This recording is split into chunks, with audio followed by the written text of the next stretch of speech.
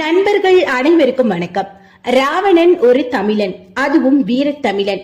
இது ராமாயணத்துல மறைக்கப்பட்டிருக்கு. கதைக்காக தமிழன் அப்படி காட்டியிருந்தாலும் அவனுடைய வீரம் போற்றப்பட வேண்டியது.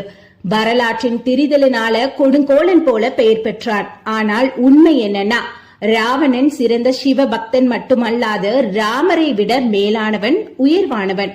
அது எப்படி சாத்தியம்னு நினைக்கிறவங்களுக்கு இந்த வீடியோவோட எண்ட்ல ஒரு தெளிவான புரிதல் இருக்கும்.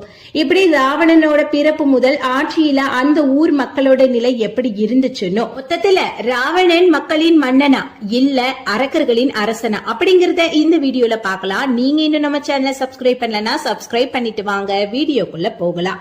ராவணன் பிரம்மாவின் பேரன். பிரம்மாவின் மகன்கள்ல ஒருத்தர் தான் விஸ்ரப முனிவர். அவருக்கு 3 மனைவிகள். முதல் மனைவி ரிஷிகுமாரி. ரிஷிகுமாரிக்கு பிறந்தது குபேரன். இரண்டாவது மனைவி அரக்ககுல இளவரசி கைகேசியை கல்யாணம் பண்ணி அவங்க